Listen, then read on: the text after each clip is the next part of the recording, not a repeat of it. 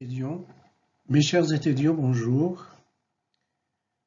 Aujourd'hui, Inch'Allah, je vais parler avec vous sur le décode de la langue. Écoutez bien et faites attention. Aujourd'hui, il n'y a pas de traduction en arabe. Il n'y a pas de traduction aujourd'hui.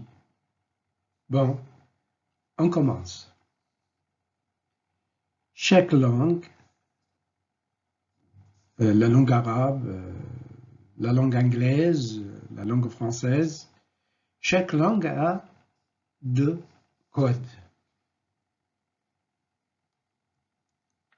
Un code oral et un code écrit.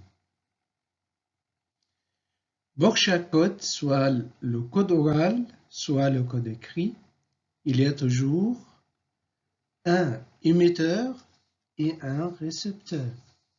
Un émetteur et un récepteur pour le code oral, un émetteur et un récepteur pour le code écrit. Alors, pour le code oral, les émetteurs s'appellent un locuteur.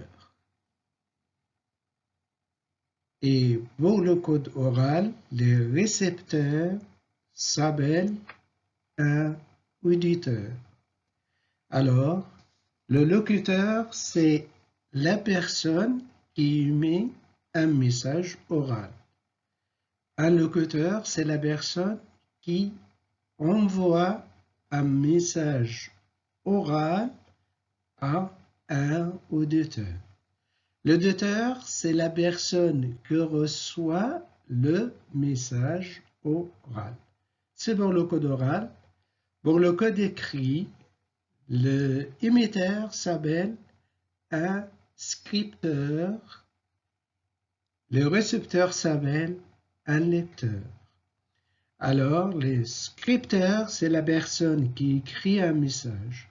C'est la personne qui envoie un message écrit à un lecteur. Le lecteur, c'est la personne qui reçoit un message écrit.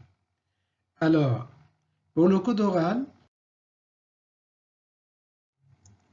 il y a toujours un message oral. Et pour le code écrit, il y a toujours un message écrit. Soit pour le code oral, soit pour le code écrit, soit le message oral, soit le message écrit, il y a toujours un canal de communication. Dans le canal de communication pour le message oral, on parle de phonème, monème, voyelle, consonne, syllabe, intonation, liaison, accentuation, etc. Pour le canal de communication du code écrit, on parle de lettres, mots, phrases, paragraphes, syntaxe, etc. Pour que le message oral passe d'une manière efficace ou passe efficacement d'un locuteur à un auditeur, il faut que les deux, la personne qui envoie ou la personne qui reçoit, il faut que les deux maîtrisent deux compétences pour l'oral. Première compétence, c'est la compétence de la compréhension orale. La deuxième, c'est la compétence de l'expression orale. Qu'est-ce que c'est la compréhension orale? Tout simplement, la compréhension orale égale écouter plus comprendre. Ça concerne l'auditeur. Alors, qu'est-ce que c'est l'expression orale? C'est tout simplement parler plus faire comprendre ou parler plus convaincre. C'est pour la personne qui envoie un message oral, le locuteur. Alors, pour le message écrit ou pour le code écrit.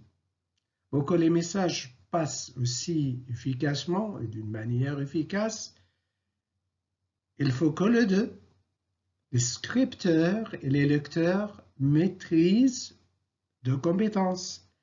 La première compétence, c'est la compétence de la compréhension écrite. Et la deuxième, c'est la compétence de l'expression écrite. Qu'est-ce que c'est la compréhension écrite? Tout simplement, la compréhension écrite égale lire plus comprendre. Et ça concerne le lecteur. Ici, l'expression écrite, qu'est-ce que c'est? C'est tout simplement écrire plus, faire comprendre, écrire plus convaincre, comme on a déjà dit pour l'oral. Pour conclure, il faut dire que les deux systèmes, les deux codes sont autonomes. Chaque code a ses caractéristiques qui se diffèrent de l'autre code. Inch'Allah, la fois prochaine, on va expliquer quelques exemples de différences entre les deux codes. Tout simplement, pour conclure, on ne parle jamais comme on écrit et on ne crée jamais comme on parle. C'est la fin de notre émission aujourd'hui. Je vous souhaite une bonne chance et à la prochaine. Dr. El Adel El Mahdi.